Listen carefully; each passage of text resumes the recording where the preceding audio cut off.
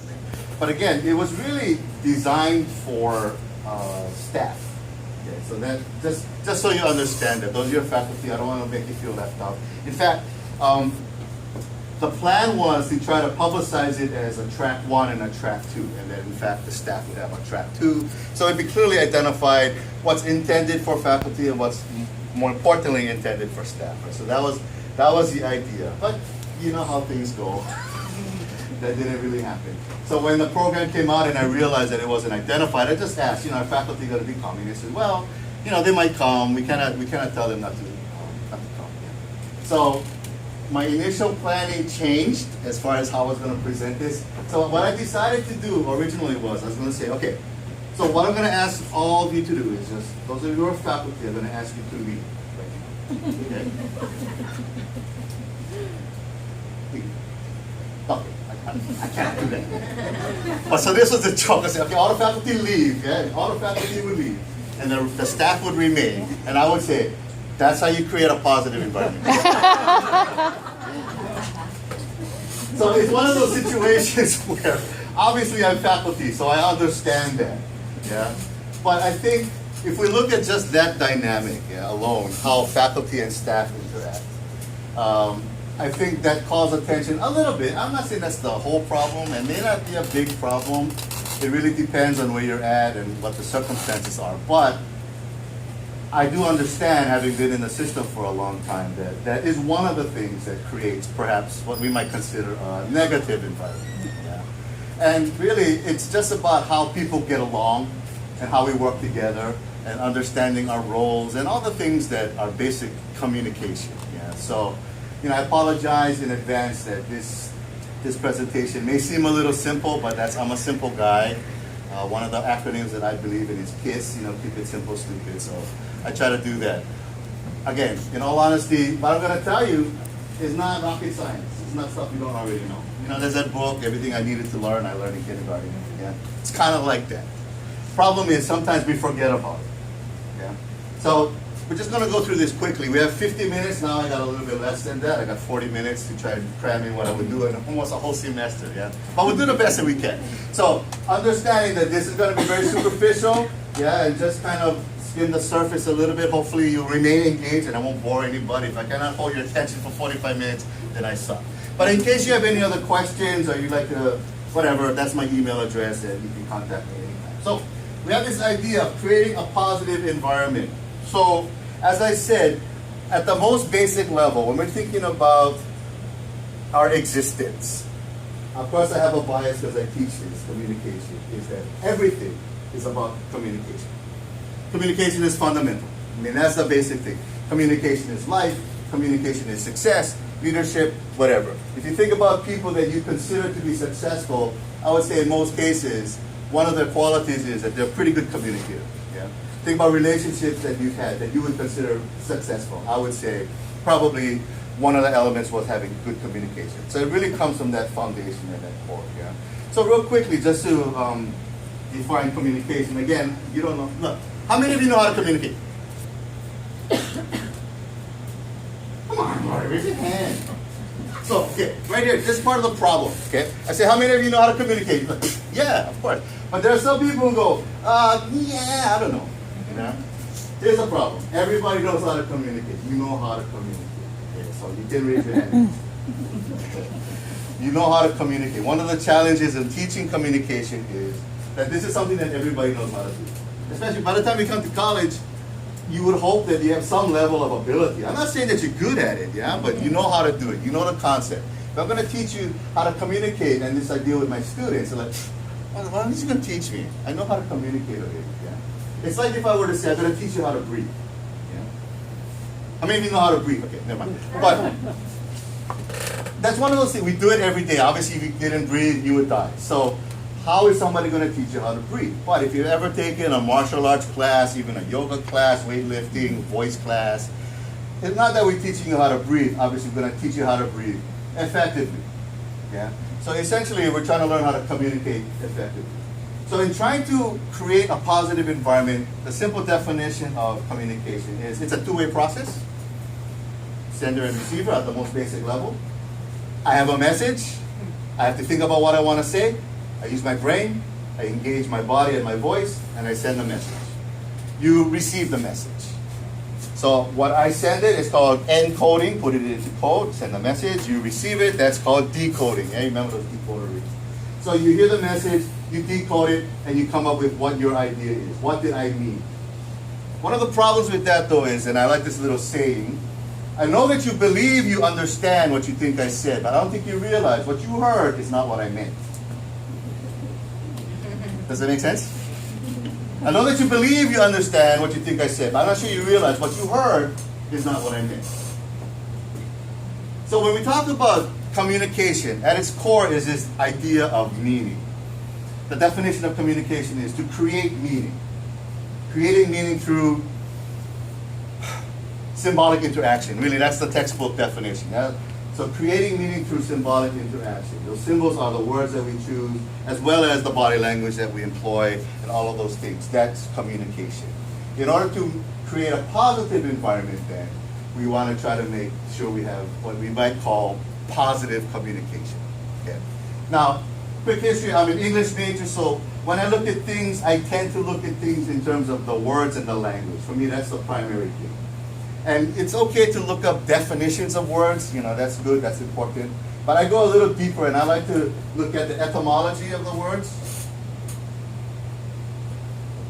So etymology just means the origin, if that came from Old French, Middle English, Latin, Greek, whatever, yeah, so etymology. Now remember, it's etymology, not etymology, that's the bugs, yeah, so etymology. We like to look at etymology. So I thought it would be important, and I always like to start with this, to really think about these ideas of positive and environment. Where is that rooted? What is the origin of that in terms of our language and how we communicate that? Interestingly, positive, and I have to use my notes on this, in its first recorded usage. Now you have to remember, right, when we're looking at language was primarily spoken, right? The cave people think that they didn't have a language. Right? So you can imagine going all the way back in time when just humans were existing with each other. They have to figure out how to express their thoughts. And that's how language was created. But originally, it was all spoken, right? We're very oral. Nothing was written down. So when we look at etymology or origins of words, really in terms of recorded in writing. Okay, so just kind of understand that. And the other important thing that I like to emphasize is that words are kind of arbitrary. And so that means the meaning of words are in people, not in the words, if that makes sense. Yeah? Words have no meaning in and of themselves. Yeah. It's how we as people interpret those words, and in turn, how we use those words. So one of the most basic things about creating a positive environment is remembering that words, language, the particular words that we choose to communicate our ideas, that's a great tool to either creating a positive or a negative effect. Yeah? So just table that thought, then we'll come back to that. So my example of that is, imagine a cave person, and I could say caveman because it could have been a female, probably was a female, practical. Okay? So rub sticks together, or somehow the sun hit the dry grass or something, and this thing appeared. Oh my God, if you can imagine being the person who discovered that, like, oh shit, what's that? So here's this, but did I see it? So this thing is happening. Right? We don't know what it is, it's just there. But all of a sudden, if we're going to tell you about it, I got to come up with a word for it. Word doesn't exist, the thing exists. Right? So it's like, oh, what is this? I don't even know. So of course, you touch it, fire! And that's how we get the word fire. From that first.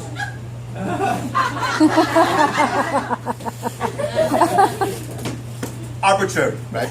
Okay. So, positive. Interestingly, well, let me ask, participation. What does positive mean? What does positive mean?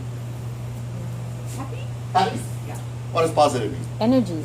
Energy. What does positive mean? Positive. It means positive. That's like in a dictionary, right? The definition of positive is something that is positive. So, interestingly, I think the common understanding of it is positive means good, happy. Yeah. So when you put two words together like positive environment, we think we're talking about a happy environment. Yeah, not really. Okay. So in terms of the origin of the word, it actually has its basis in legal terms. Okay. So it really means formally laid down. Now we're talking way back to like 15th century. And if you saw Gail Mellow's presentation, 15th century, that's when colleges started. So things haven't changed much in all these years. So to formally lay down. So it's really, when we talk about something that's positive, it's a law. And we're talking about something that's formally laid down, which means that it exists. So positivity or positive really just means to exist. Okay? If that makes sense. Okay? And it's also interesting.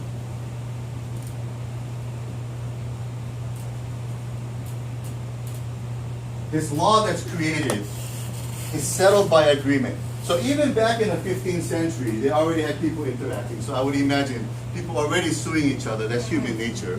They decided that, well, we have to agree on certain things in order to come up with what is formally laid down. So it's not just an edict to say, okay, you must do this. It's like, let's talk about this. Let's create a policy or a law or whatever, an SOP, a standard operating procedure, whatever it might be, by agreement. So really, positivity is the notion of something versus nothing. Okay, as time progresses, they started to use it mathematically, right? We have this idea of positive versus negative, right? Okay. So if you think about in a math sense, really, what we have is the concept of there's zeroness, nothingness. Anything just arbitrarily on this side of it, that's a positive number, right? So if I go this way, that's positive 1. But if I go the opposite way, that's negative 1. Okay? So really, positive and negative is really not about happy, sad, good, or bad. It's just about where you are in terms of your location. So if I'm saying that that side's positive and this side's negative, I can be positive, I can be neutral, or I can be negative. That's all it really is. Yeah? And if we go back to our basic math, I like to call it absolute value. I don't like to call it, that's what it's called. Absolute value. When we talk about the absolute value of something, it really is taking out positivity and negativity. Okay? Right? So this is a value of 1. This is also a value of 1. It's just a matter of which side of the zero it's on. Okay? So kind of important to remember. In terms of positivity, we have grown into understanding it to mean something that's good. But it really is just something that is. Yeah, I talk about energy, right? So from math, it moved into physics, into science, where we're looking at electrons and neutrons and what's the other ones? Ions and all that crap. So it's about attraction, right? Positive and negative attract. So it really, again, it's not really good or bad. It's just, if it's a positive and it's a negative magnet, right? Positive and positive, actually, it repels, right? So we get that. Not until probably into the 18th and 19th century did we start to use positive to mean something that's good. And of course, that's the most recent, so that's what we think about. Okay? But just so remember, when we're talking about positive or creating a positive environment, it's really about looking at things from the absolute value. So what is? Okay? So this is my first saying. Sorry. It's this. One philosophy that I promote is this idea of is. Simple.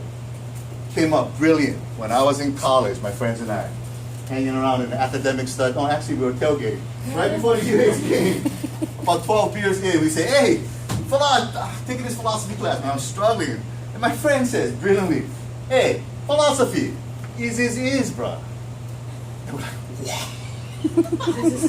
That is so deep. 30 years later, I still use it. I steal it, yeah? Is. We like to say things like, oh, it is what it is. When you say it is what is it usually in response to? When we say it is what it is. Something Can't you fix. have no control. Just is, right? That's the way it is. That's just the way it is. It is what it is. So we just boil it down to is. But it's gotta be is, brah. Not the same way up. Okay? So what I'm saying is, if we can look at things, start off by just looking at things in terms of the absolute value. Take away positive and negative. Just look at what is. That's already positive, if that makes sense. Yeah? So part of creating this positive environment is just accepting that is. Yeah? So it's not like, okay, it's not good, it's not bad, it just is. And when you talk about the climate nowadays, and climate can mean a lot of different things. When I say climate, I would say most often people think global warming. Yeah? So that brings us to this idea of environment.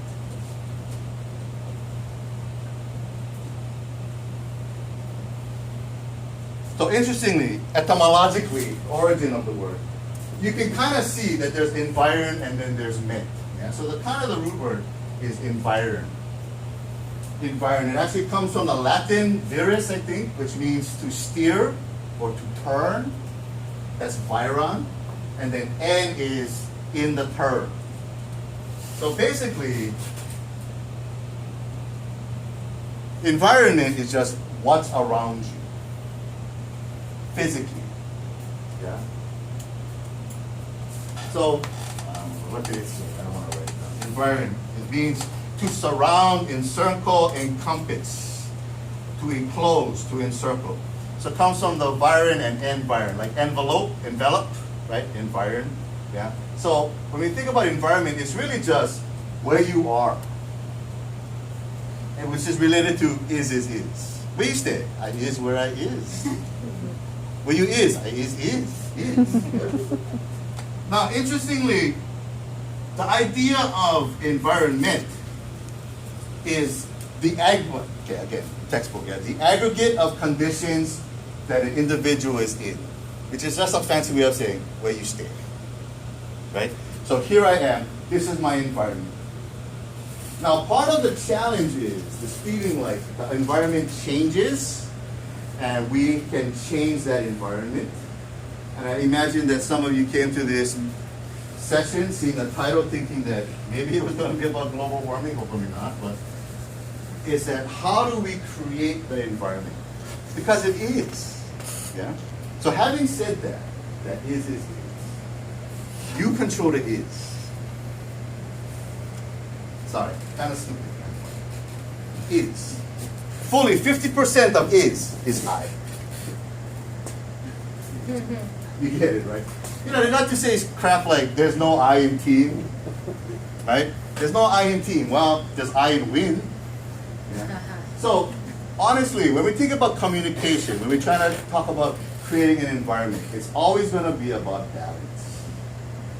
Let's have balance. Whole life be good.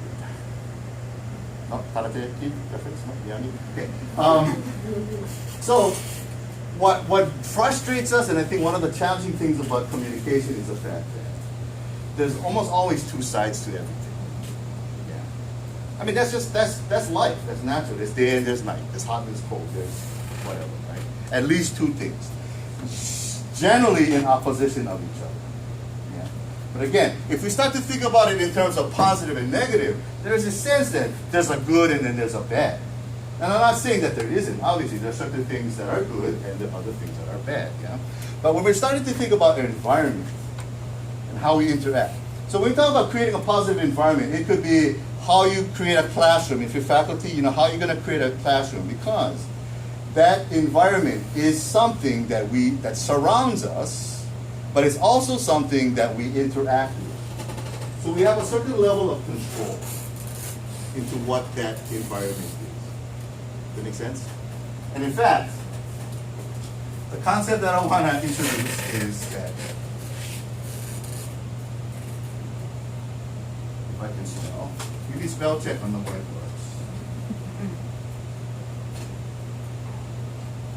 Is that things are environmental. Now we understand that. Now in terms of environment in its use with ecology, that we now think about environment, like, oh, we got to save the environment. That only happened like in 1956. Yeah, so that's a fairly recent concept that this environment means nature. That's not necessarily what it means. It's everything. Yeah. And I want to submit that it's not just the physical, what we can see. That when we talk about something that's environmental, it's about environ and mental. So when I talk about, or when I think about creating a positive environment, is how we can create a positive mental look around. So how are you surrounding yourself mentally? And I don't mean that in politically incorrect way. I mean just, in what you conceive, your concept of things. Yeah? In other words, if I say, wow, this is a beautiful classroom, it could be a great classroom. It's my choice. Yeah, mentally, how I see it. I mean, you can do that, right? You could be in the worst restaurant with the crappiest service and the lousiest decor, but if you are having a great conversation with a good friend, the environment doesn't matter. In fact, as far as you're feeling, it's a positive environment. More because of the communication that you have and the relationship that you have, whatever. Yeah? And conversely, you can be in the most beautiful, nice ambiance, rich, red, nice, comfortable chairs, and it's just, so what should I talk about? I don't know, up to you. And it's a crappy environment. Yeah? So, when I talk about things being environmental, it's important to remember that creating a positive environment is a choice. And that's probably the most controversial almost, or the hardest thing that I try to imagine, is that it's your choice. Now, in our culture of acronyms, I will teach you one that I think is really important. And it's THOTS. Anybody want to venture? So let's go with the young one. Sylvia, what would you say if you were to look at that as an acronym? I sent you a text and I said THOTS. How would you interpret it?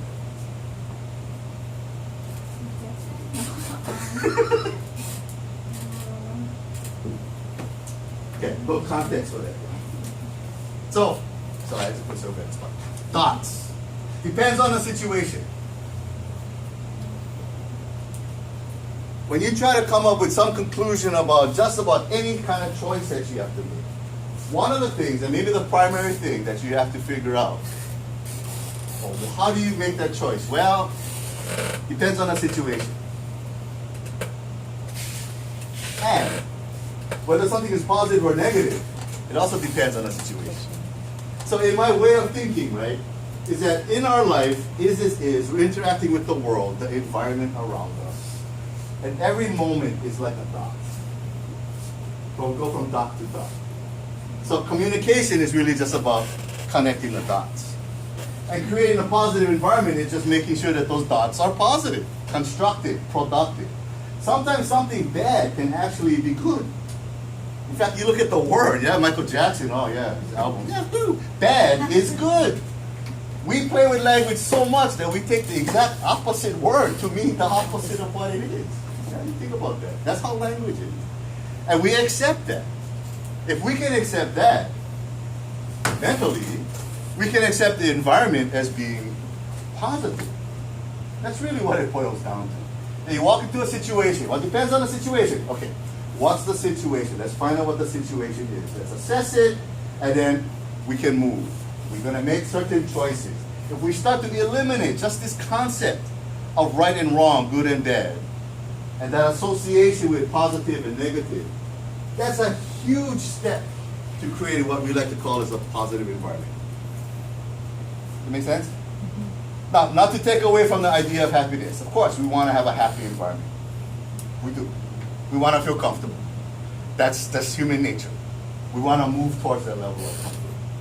The problem is, when we communicate with each other sometimes, we don't do that.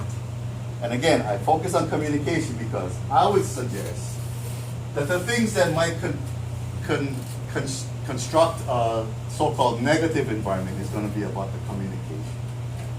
Would you agree with that? Now let me ask you that. If we were to entertain the idea of a quote negative environment, what are some of the factors that contribute to a negative environment? And if you came here today and said, I want to find out about how to create a positive environment, it's probably because somewhere in your life you exist in a negative one. Yeah? So what are the characteristics of a negative environment? I probably should have started with this, but yeah. Lack of support. Lack of support. Or value. Okay. Value. What else? Hostility. Hostility. Okay. Grouchy people. Grouchy people. What else? Criticism. Yeah. interestingly, right, all kind of same thing to describe, I mean, different ways to describe kind of the same thing. Some level of negativity in terms of lack of support, you don't value me, criticize me, they grouch you. Is it possible to take that same situation and just mentally change it? Well, at the ending, I'll show you how that's possible. Okay? But essentially what I'm saying is, the choice that you make is, you gotta choose how you feel about something. And that's hard. Because 9 times out of 10, when somebody does or says something to you that you don't like, or is unpopular, you disagree with, whatever, your thing is, you piss me off. Hostility. Yeah? You think about the word hostile. My God, that's a strong word.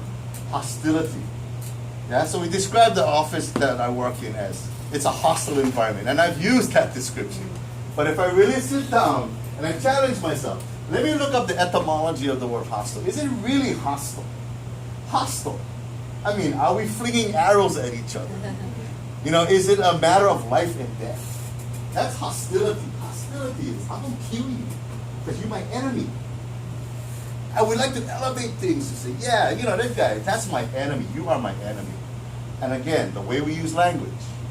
Is that person really your enemy? I mean, really your enemy. Somebody you don't like, somebody you don't get along with. But when we start to elevate it into these words, those words have meaning. And I swear that by using those words, the big ones, love and hate. Oh man, I hate my job. Everybody tells me, said they hate their job. I said, well, then you should quit today. If you really hate your job. Oh, but I cannot. I said, well, what do they say? Well, what choice do I have? Well, right here, you got two. But given one choice, you can make a series of other choices. Yeah. Sorry, yeah. Something you mentioned reminded me of something. Once in a while, when sometimes you say something that seems very vicious, what I think I often find is that people say to do things because they're terribly insecure. Yes. They're terribly insecure. And that I think sometimes helps me not want to believe it or be angry, is to say, wow, that person really needs help in some area. And so it's just a thought. Remind me. Yeah, yeah. Again, the value of the word, which is what you're responding to, is your choice. Yeah. And something as simple as that, again, the mental process, just as an example, I'm sorry, Stephen. So what Stephen is suggesting is, just take one more thought. Like, wow, that was a really vicious thing you said to me. Wow, you must be insecure. Just making that decision or making that choice or just that little realization allows you to just say, okay, I'm not saying that that was a good thing to do, but maybe I can understand it a little bit better. Yeah. Because here's the thing. Again, I'm writing on the whiteboard in a room full of computers. Oh my God, how sad is that? Sorry. But I'm no tech. Okay?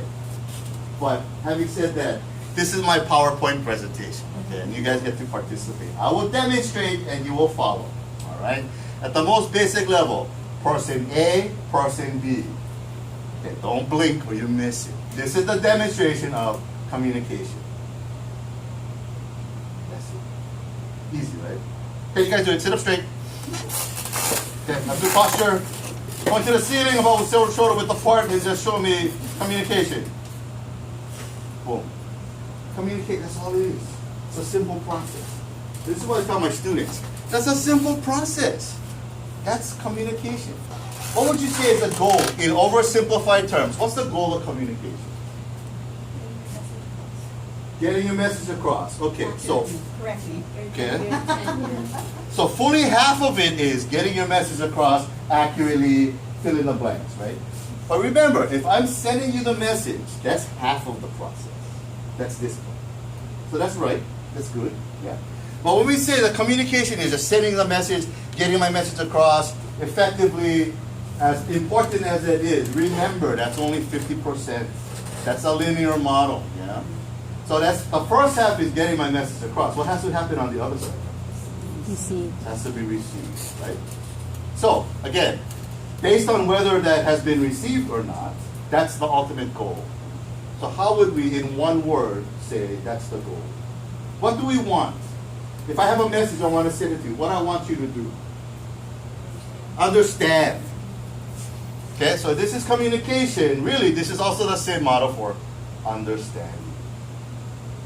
Communication, understand. Easy. And if this is communication, what is this? Miscommunication. Miscommunication.